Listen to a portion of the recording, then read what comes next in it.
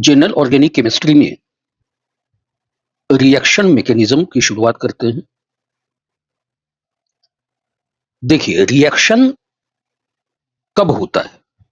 जब पुराने बॉन्ड टूटते हैं और नए बॉन्ड बनते हैं। तो रिएक्टेंट से प्रोडक्ट बनने के बीच में कुछ स्टेप्स हो सकते हैं, उसी को रिएक्शन मैकेनिज्म कहते हैं। मान लिया ए बी एक कंपाउंड है।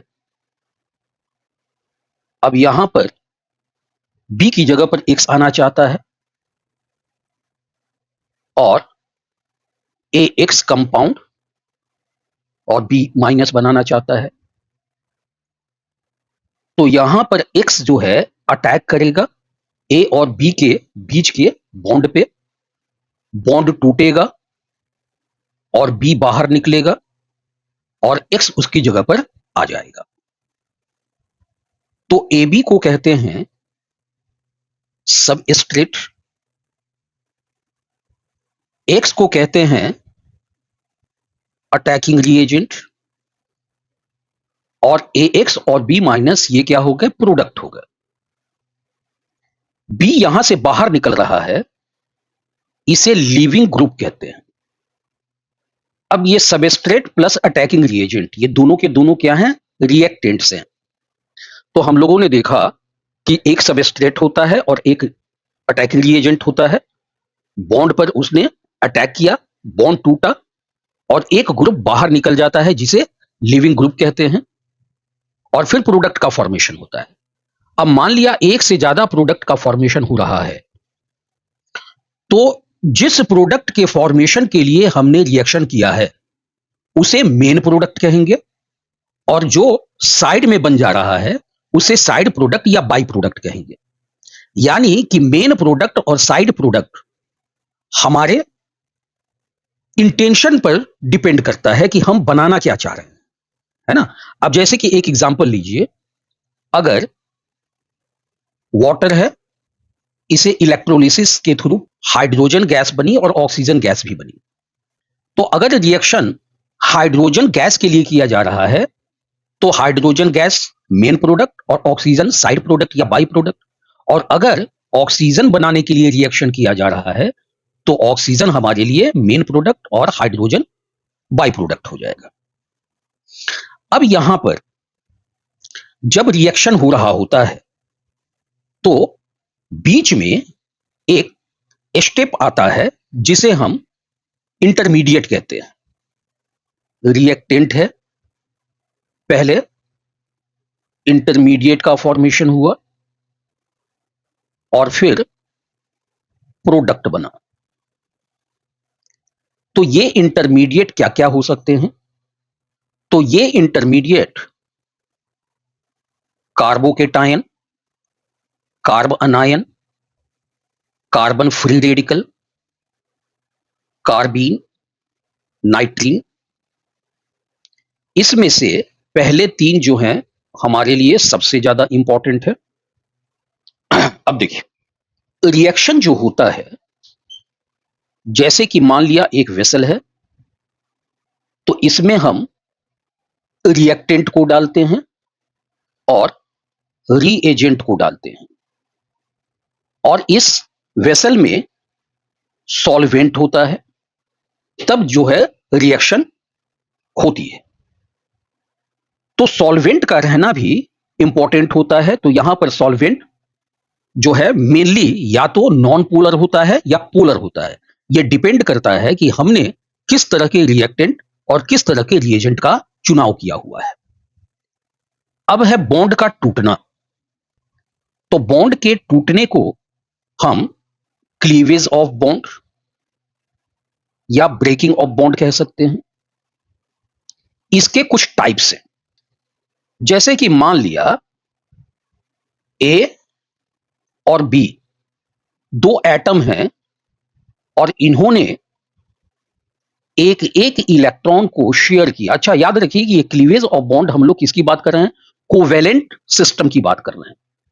तो ए ने एक इलेक्ट्रॉन दिया, बी ने एक इलेक्ट्रॉन दिया और जो है बॉन्ड बन गया, है ना। अब मान लिया कि ए और बी अब ये चाहते हैं कि हम लोगों को अलग अलग हो जाना चाहिए। तो अगर बी ने दोनों इलेक्ट्रॉन रख लिए तो ए ने तो एक इलेक्ट्रॉन को लूज कर दिया, तो उस पर प्लस का चार्ज आ जाएगा, और बी ने तो एक एक्स्ट्रा इलेक्ट्रॉन ले लिया है ए का, तो इस पर माइनस का चार्ज आ जाएगा। तो इस तरह के ब्रेकेज में, क्लीवेज में क्या हो रहा है, इलेक्ट्रॉन का बराबर डिस्ट्रीब्यूशन नहीं हो रहा है ना, अनइक्वल डिस्ट्रीब्यूशन हो रहा है। तो इसे कहते हैं हेटेरोलिसिस या हेटेरोलाइसिस। लाइसिस का मतलब होता है क्लीवेज, टूटना, ब्रेकिंग।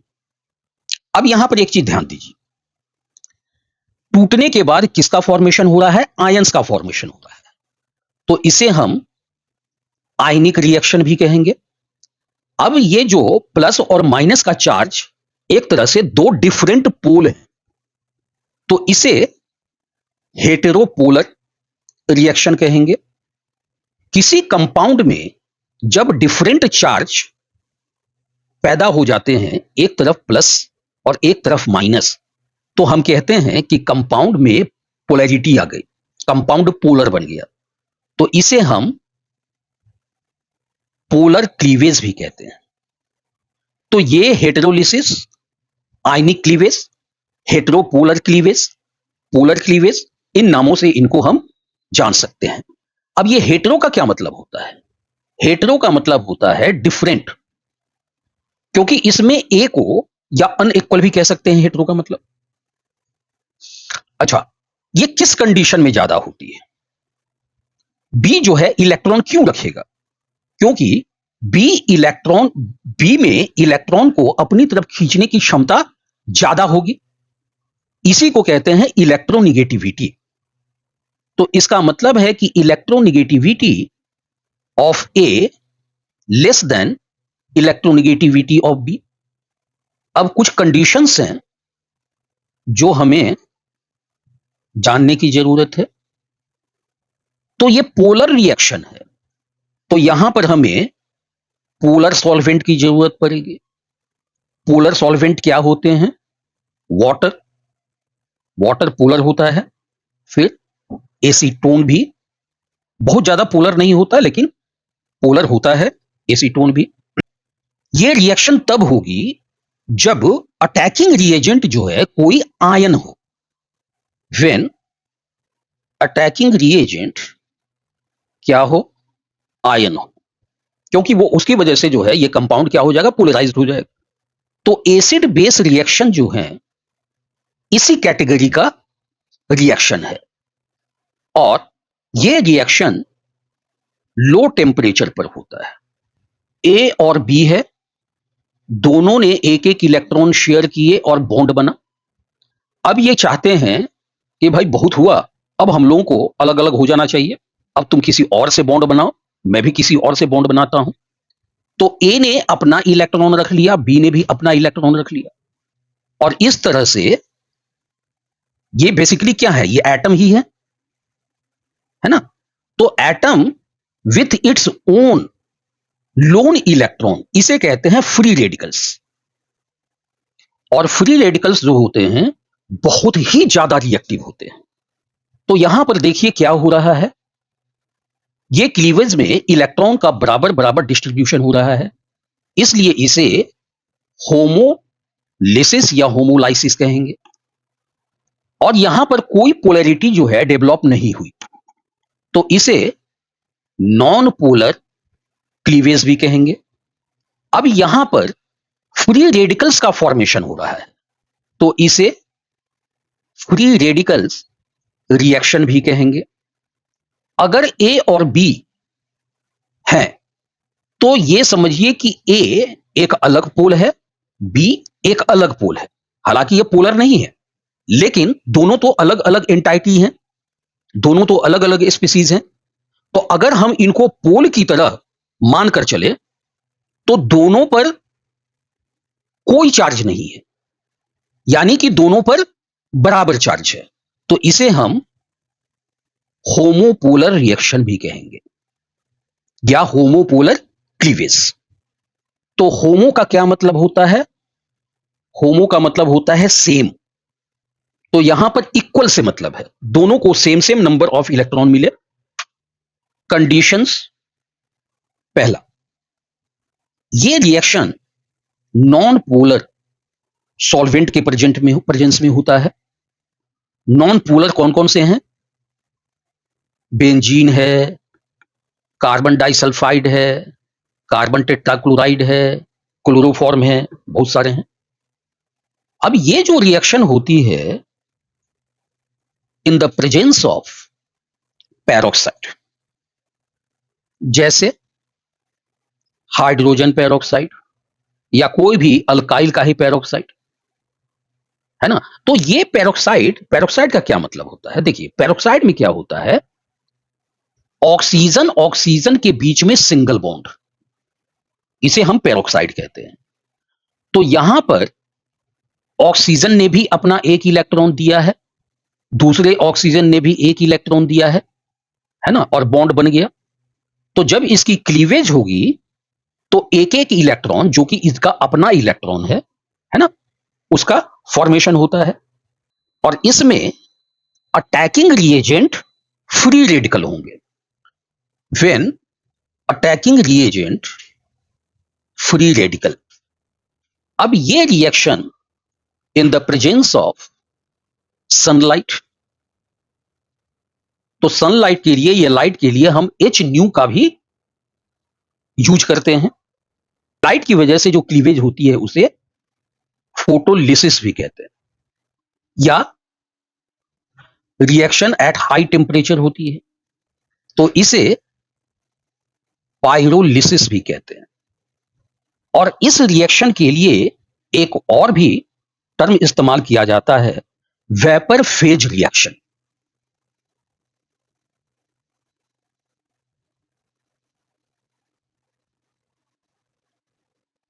देखिए, ऑर्गेनिक केमिस्ट्री है, यानी कि we are dealing with carbon and hydrogen essentially, है ना।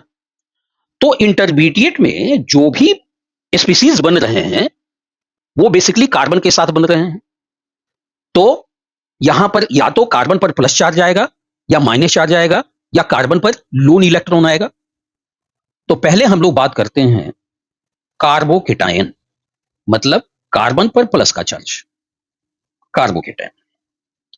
कार्बन है ऑलरेडी 3 बॉन्ड, और इसने किसी ग्रुप के साथ बॉन्ड बनाया हुआ है। तो यहां पर क्या होगा, इलेक्ट्रोनिगेटिविटी ऑफ कार्बन जो है इलेक्ट्रोनिगेटिविटी ऑफ जी से कम होगा, तो हेटेरोलिसिस होगी और ग्रुप बाहर निकल गया इलेक्ट्रॉन लेकर, है ना, दोनों इलेक्ट्रॉन लेकर ये निकल गए। तो कार्बन पर प्लस का चार्ज आया, तो कार्बोकेटायन। कार्बोकेटायन में क्या है, 3 बॉन्ड हैं, है ना, 3 बॉन्ड। ये बॉन्ड प्लेन में है। किस प्लेन में है? जैसे कि मान लिया कि मैं पेपर पर लिख रहा हूं, तो पेपर के प्लेन पर, जैसे कि मैं बोर्ड पर लिख रहा हूं, जो बोर्ड का प्लेन है वही इस बॉन्ड का प्लेन है। अब इसे सॉलिड वेज कहते हैं, और एक ये है। लेकिन कार्बन के तो 4 इलेक्ट्रॉन होते हैं, तो 3 इलेक्ट्रॉन तो शेयर हो गया और 1 इलेक्ट्रॉन निकल गया, है ना। यानी कि उसका एक पी ऑर्बिटल, देखिए ये दोनों मिलाकर एक पी ऑर्बिटल है ना। पी ऑर्बिटल कैसा होता है, डंबल शेप होता है ना। तो दोनों मिलाकर डंबल शेप हुआ ना, तो ये क्या है, एक ही ऑर्बिटल है। तो इस और ये ऑर्बिटल क्या है, खाली है, इलेक्ट्रॉन ही नहीं है, प्लस का चार्ज आया। तो यहां पर क्या है, वैकेंट ऑर्बिटल जो है वो प्लेन के परपेंडिकुलर है ना। तो यहां पर लिखिए, vacant orbital is perpendicular to the plane, और यहां पर कार्बन की sp2 हाइब्रिडाइजेशन होगी, है ना, क्योंकि 3 ही बॉन्ड बन रहे हैं। और इसकी जियोमेट्री और शेप दोनों क्या होगी, ट्राइगोनल प्लेनर होगी। अब इसमें कार्बन के पास कितने इलेक्ट्रॉन हैं? देखिए, एक बॉन्ड में 2 इलेक्ट्रॉन होते हैं, तो 3 बॉन्ड बने हुए हैं, यानी कि कार्बन के पास 6 इलेक्ट्रॉन हैं। यानी कि इसका ऑक्टेट बना नहीं है, तो इसे हम कहेंगे इनकम्प्लीट ऑक्टेट। तो कोई भी स्पीसीज इस यूनिवर्स में अपने आप को न्यूट्रल रखना चाहता है, तो कोई भी चार्ज्ड स्पीसीज क्या करेगा, अपने से ऑपोजिट चार्ज की तलाश में बेचैन रहेगा। तो ये हाईली रिएक्टिव भी होता है। क्यों? क्योंकि हाईली अनस्टेबल है। जब किसी स्पीसीज पे प्लस का चार्ज होता है तो उसे इलेक्ट्रोफाइल कहते हैं, है ना। और कोई स्पीसीज जब निगेटिव की तरह काम कर रहा होता है तो उसे न्यूक्लियोफाइल कहते हैं।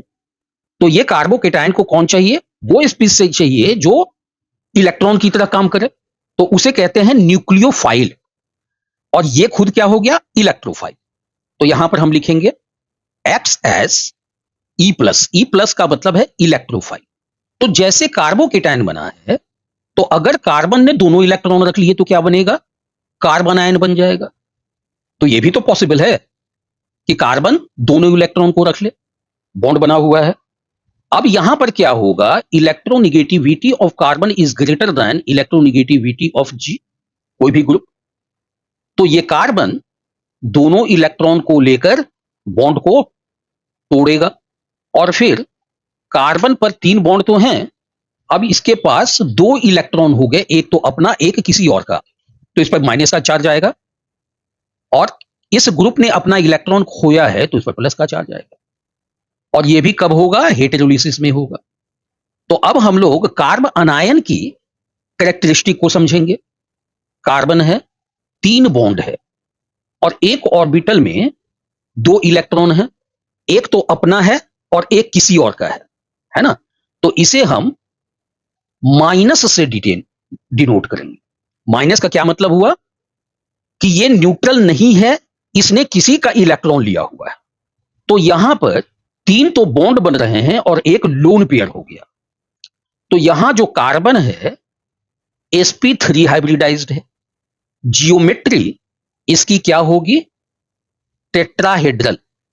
लेकिन जो ज्योमेट्री होती है वो भी वही शेप होगा। कब? जब सेंट्रल एटम के पास कोई लोन पेयर नहीं हो। लेकिन यहां पर कार्बन के पास तो लोन पेयर है, 2 इलेक्ट्रॉन है, एक इलेक्ट्रॉन इसका अपना और एक इलेक्ट्रॉन किसी और का।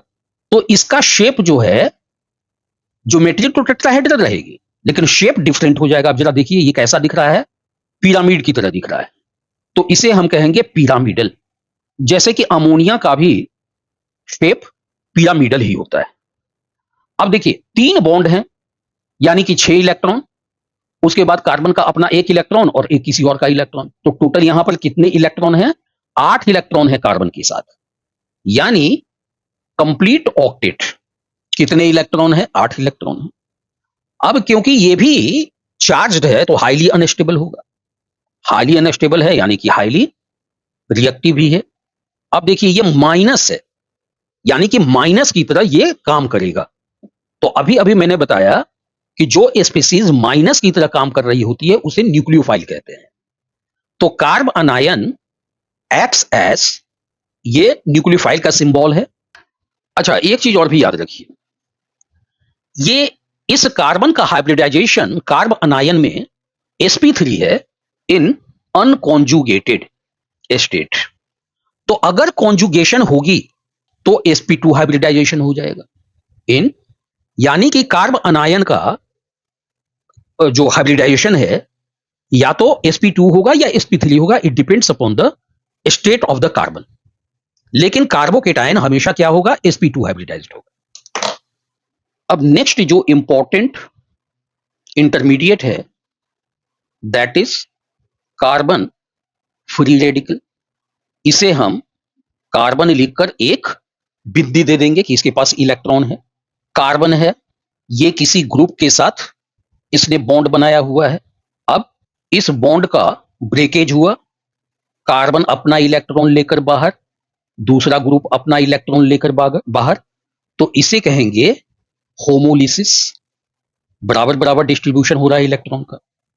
तो यहां कार्बन पर लोन इलेक्ट्रॉन और इस ग्रुप पर भी लोन इलेक्ट्रॉन, और इसे हम क्या कहेंगे? फ्री रेडिकल्स कहेंगे। कार्बन एक बॉन्ड, दूसरा बॉन्ड, तीसरा बॉन्ड। अब यहां पर जो p ऑर्बिटल है कार्बन का, उसमें एक ही इलेक्ट्रॉन है। अब यहां पर देखिए 6 इलेक्ट्रॉन तो बॉन्ड के हो गए, कार्बन के पास, और एक इलेक्ट्रॉन जो है इसका अपना, तो 7 इलेक्ट्रॉन हो गए, यानी कि ऑड इलेक्ट्रॉन हो गए। तो यहां पर orbital perpendicular to the plane, अब ये sp2 हाइब्रिडाइज्ड है तो ये प्लेनर होता है ना, ट्राइगोनल प्लेनर।